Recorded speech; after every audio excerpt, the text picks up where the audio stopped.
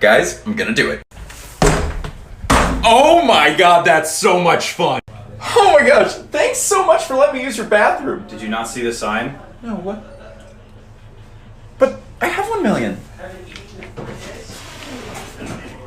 2 million. Oh. Guys, help? Okay. Say I'm a fishy. Fishy. Fishy, so smile. Fishy, don't smile. But I do. But I do. Now smile. So National Ice Cream Day is technically illegal in Oregon this year. In Oregon, it is technically illegal to eat ice cream on a Sunday, which brings up a whole slew of problems, not the least of which is, how do you have a Sunday without ice cream? And now I'm curious if they made it illegal because too many people like me love punny dad jokes and they were just like, that's it, no more insults to Sundays. Here's why reading is super important. See if you can guess the right word before we get to it. So I am driving down the road with my friend Haley in the passenger seat, my friend Maggie and Taylor in the back seat. And they are just hanging out, having a good time, but they're looking at the billboards as we go by them. And they look up, and one of them is a billboard against drunk driving in Missouri. And Haley reads it, and she goes, what? That's crazy! And we go, why? And she goes, drive intoxicated, get incinerated? Like melted by fire? And I had to look over at her and go, Haley, it's drive intoxicated, get incarcerated. I've had a lot of friends that are felons, and honestly, it's been lovely. It wasn't intentional, but it just kind of happened. I don't know why criminals like me. I think it's because once they realize I'm not a narc, they're like, oh, look at you, little zippy energy. And I'm like, thank you. I think it's like I'm a criminal pet. Like I'm like a pit bull or a Rottweiler. Like I'm just trying to be happy and adorable, but sometimes I'm associated with scary people. And here's the thing. I had a buddy named Edric, and he was in the pharmaceutical trade of zippy no-nos. He was a chemical engineer, to say the least. And he had gotten into that because he didn't have like a really rough life, and it just kind of led him to that, which was unfortunate. He didn't trust many people, but he was friends with my roommate, and I became friends with him. And one night they had been out partying really hard, like on some zippy no-no things. And they get back home, and I go out early in the morning, and I bring back a double-double from In-N-Out. And it was an extra one, and so he sat up, and I just handed it to him. I go, hey man, here's a burger, to kind of help him recover. And he goes, what? And I go, yeah man, a double-double. And he goes, dude, I love double-doubles. And for the rest of his life, he's passed away since then. He called me double-double as a loving, endearing term, because it was just one act of kindness that kind of helped shape that he could be loved. I just had a very awkward time at the doctor's office today because I went to the doctor's office and a nurse comes in and she's like, hi, are you here for a physical? And I was like, yes, among other things. And then she starts asking me a whole bunch of mental health questions. And she's like, are you feeling sad today? And I was like, no. And then she gave me a look like, do you know what's going on in the world? And I was like, yes. And she was like, okay, he's severely mentally ill. And then she keeps asking me questions. At the very end, she goes, hey, do you have a written or living will? Like for death. And I go, what? And she goes, you know, if you die. And I go, no. And she goes, really? And I go, yeah, I wasn't expecting the physical to get that intense today.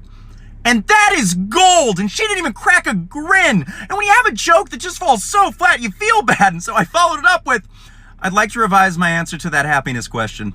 I went full Snow White with little woodland creatures. So in college, I lived in a sunroom in Michigan. 3 of the walls were glass and it snowed 8 months out of the year. The room was also slanted, so it wasn't fun, but the redeeming quality was there was a little critter that lived underneath my room, and the first night that I was in there, I was laying in bed, and I felt bad about the room that I lived in, and I heard a little and I was like, oh! And so I named him Sebastian because I thought he was a raccoon. And he sounded so cute, and I talked to Sebastian, which sounds sad now, but I promised then it was very nice. And one night, I was coming home, and I was in college, so I'd had some libations, and I saw this little critter scurry across our driveway, and I was like, oh, it's Sebastian! I want to go say hi! So I sprint over to Sebastian to say hi, because I love the critters, and I turn to see him, and he turns to see me, and he was not a raccoon. He was a skunk. And he raises his tail like he's about to make my night a lot worse. And I go, Sebastian, no, it's me. And he lowers his tail and he scurried away because he recognized my voice. Oh, I have befallen a tragedy. So I get compared to Tom Holland a lot, and this morning I was alerted by many people who think that I look like him that he is attempting to take my signature hair floop. Listen here, Tom, I don't exactly have a lot going on for me right now, so could you not take the one thing, and you're even showing off that you can get a haircut. That's why mine's not as floopy as it normally is, because I can't get a haircut because COVID in America. And I didn't mean for it to come to threats, Spider-Man, but I swear to God, if you start wearing my signature flannel, I will call Venom. Tom, is this you? How dare you? That's it? I didn't mean for it to come to this, but I'm stepping it up. I'm calling Sony. My little brother got so mad at math, he started bleeding from his face. He was doing math homework and I'm in my room. All of a sudden, I just hear him yell, and then he sadly trudges into my room with tissue up his nose. I can tell he's been bleeding. I go, what happened? And he goes, I got so mad at math, I yelled so hard, I started a nosebleed.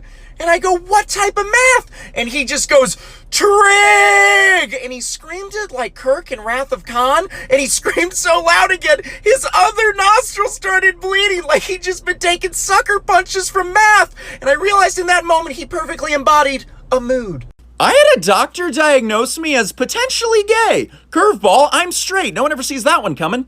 And here's the thing. I was 12 years old and I was walking into the doctor's office and he asked me, hey, Ryan, have you been kissing girls? And I said, no. Because here's the thing. I was interested in girls, but they were not interested in me. Universally, they did not want to reciprocate that action. So I was like, cool, cool, cool. I'll be over here. And as I answered the doctor that, he then grabs my mom and is like, hey, Mrs. Kelly, we think that your son might be gay. We'd like to put him in a study for gay youths to see how gay children grow up. And I'm sitting in the corner like, would anyone like my opinion? And universally, they were like, no.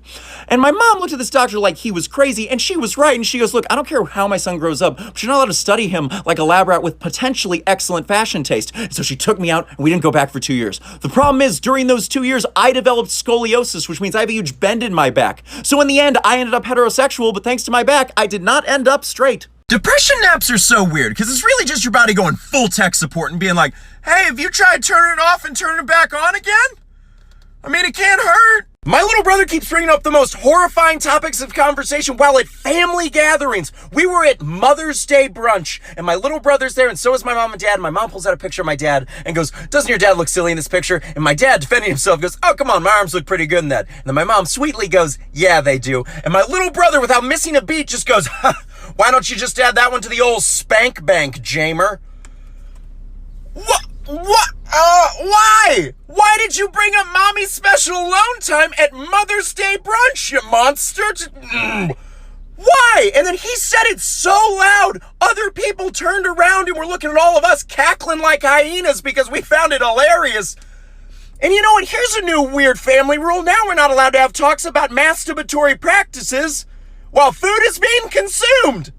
What is wrong with us? Well, this is the weirdest dating app story I have. So I saw this picture on a dating app and it was two girls. One is in a wedding dress getting married and the other one is the friend next to her. And I was like, okay, well, I know which one. So I swiped right because I was like, I think she's cute. And then we match. And then I messaged her and I was like, so how's that marriage going? You know, making some casual conversation because she was just at a wedding. And she goes, not great. I'm divorced. That's why I'm here. What? It was her wedding. She used her wedding photos on a dating app and didn't preface it at all. What type of person are you? My little brother keeps bringing up the most inappropriate things at family dinners. It is driving me crazy because we were sitting at a family dinner with my mom, my dad, my little brother, and me, and all of a sudden he just decides to share with the class that he has a friend that is doing very well on OnlyFans. Why? Why would you bring that up? Also, like, for those of you that don't know, OnlyFans is an adulty website-y thing. And if you didn't know, well, then you're just like my mom. Because she decided to ask, and all of a sudden, my little brother looks over at me like, help. And I look back at him, I go, are you proud of what you did? And he goes, I'm not. And so he has to then explain to my mom what OnlyFans is. And that would have been fine if it had stopped there. But instead, my dad wanted to know how the finances of it work. What? Why? We don't need to break down market research for OnlyFans right now, but yep, we did. How's the chicken taste? It tastes naked.